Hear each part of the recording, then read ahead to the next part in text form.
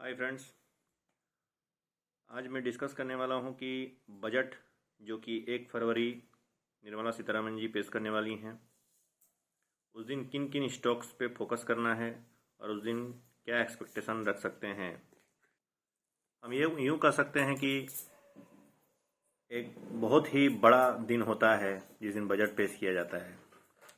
हम stock market में देख ही रहे हैं कि पिछले कुछ दिनों से लगातार सेलिंग आ रही है।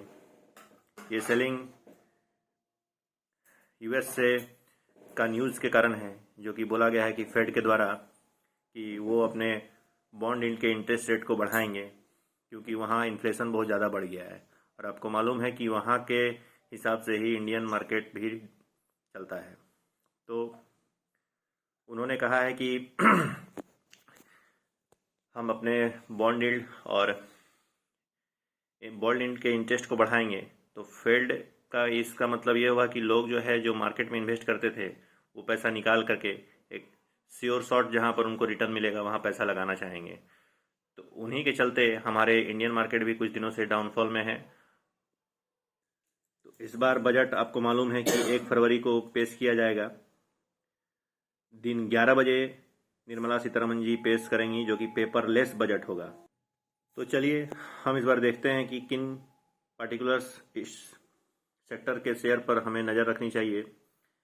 इस बार हमें बेसिकली जो कंस्ट्रक्शन से रिलेटेड सेक्टर हैं, जैसे कि सीमेंट सेक्टर हैं, इस पे ध्यान रखना चाहिए। उनमें से सबसे दिग्गज company UltraTech cement, ACC cement, इन सीमेंट सेक्टरों में कुछ तेज़ी की उम्मीद है क्योंकि ये कयास लगाया जा रहा है कि गवर्नमेंट जो है इंफ्रास्ट्रक्चर सेक्टर में कैपिटल एक्सपेंडिचर कुछ ज़्यादा करने वाली है आने वाले कुछ सालों में।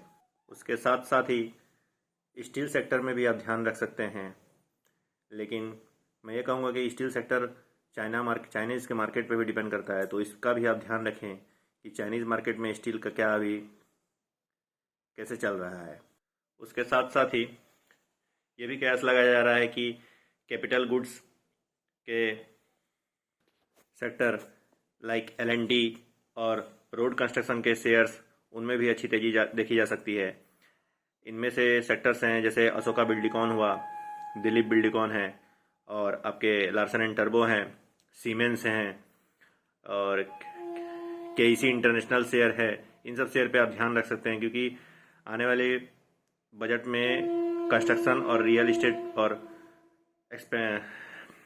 एक्सपेंडिचर पे ज़्यादा ध्यान दिया जा रहा है।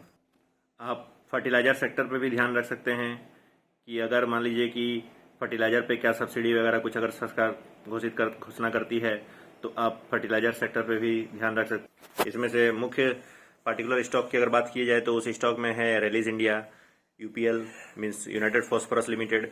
इन शेयर पे आप ध्यान दे सकते। अभी हाल ही में बहुत तेज़ी से एक न्यूज़ चल रही है इलेक्ट्रिक व्हीकल्स का, और गवर्नमेंट जो है इलेक्ट्रिक व्हीकल पर सब्सिडी भी देने वाली है। तो आप इलेक्ट्रिक व्हीकल बनाने वाली कंपनियों पर भी ध्यान दे सकते हैं। हाल ही में बजाज ऑटो ने अपना बहुत एग्रेसिवली जो है उन्होंने इलेक्ट्रिक व्हीकल बनाने का प्लान किया है। तो आप बजाज ऑटो के शेयर, टाटा के शेयर पर ध्यान दे सकते हैं, टाटा मोटर्स, बजाज ऑटो पे। आप पब्लिक सेक्टर बैंक्स जो हैं उन पे भी ध्यान दे सकते हैं क्योंकि हाल ही में अभी प्राइवेटाइजेशन का पिछले साल बात हुआ था। तो अभी हो सकता है कि उसी कुछ रोड मैप के बारे में और बात जिक्र किया जाए। तो पब्लिक सेक्टर बैंकों में भी आपको तेज़ी दिख सकती है। अभी सरकार जो है पावर सेक्टर पर भी अच्छा ध्यान रही है, रिन्यूएबल्स सोर्स ऑफ एनर्जी पे अच्छा ध्यान दे रही है। तो आप टाटा पावर और अदानी ग्रीन पर ध्यान दे सकते हैं। तो यही सब कुछ शेयर हैं जो कि आप बजट के दिन कुछ इनमें ज़्यादा ही उछाल या घटाव दोनों ही देख सकते हैं। तो अगर आपको वीडियो अच्छा लगे तो प्लीज़ मेरे चैनल को सब्सक्राइब करें और शेयर करें।